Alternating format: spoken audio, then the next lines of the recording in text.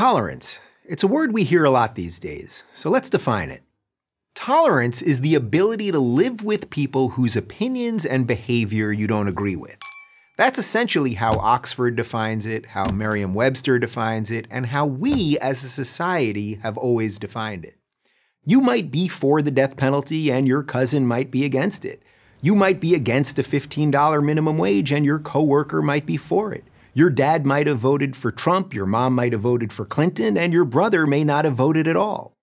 Whatever differences we have, tolerating others' opinions is a prerequisite to a functioning and free society. America itself was built on a foundation of tolerance. The Declaration of Independence guarantees us life, liberty, and the pursuit of happiness. But there's an implicit contract there. To have your life, your liberty, and your pursuit of happiness, you have to be tolerant of somebody else's life, their liberty, and their pursuit of happiness. This contract, though, seems to be breaking down. If you listen to the mainstream media, only one side is living up to this deal: the left.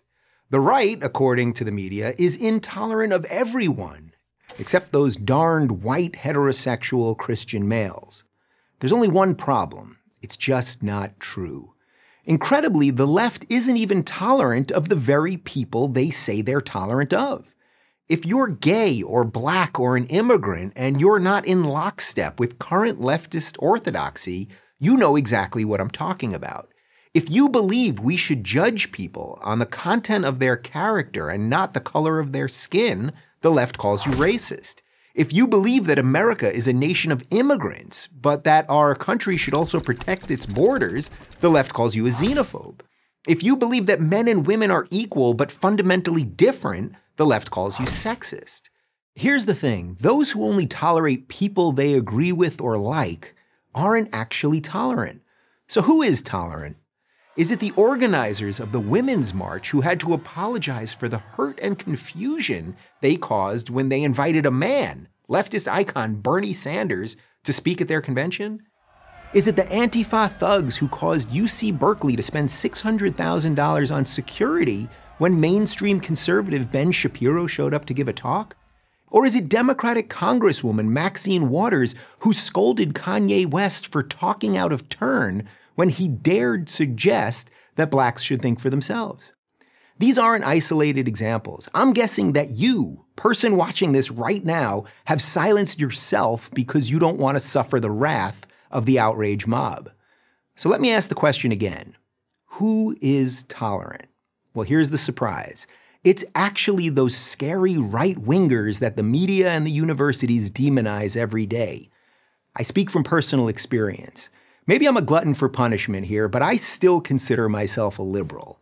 And it's my duty as a liberal to say what I think. I would rather stand for what I believe and be hated than bow down and be loved. The left, sadly, has become utterly intolerant of anyone with whom they disagree. Why? Because they believe that they know how you should live and how you should think. Any deviation, any nonconformity is dangerous to that goal. Believe it or not, the right these days actually welcomes diversity of thought. I can tell you that in the last few years of my political evolution, I've consistently found conservatives to be tolerant and open-minded. Don't take my word for it, though. Test it out for yourself. Go talk to some. They do exist, and they do things like watch movies, travel, and eat ethnic food. You know, regular people things. You know what I found out? The right, much more than the left, believes in the notion of live and let live. And that, ladies and gentlemen, is the true definition of tolerance. I'm Dave Rubin of The Rubin Report for Prager University.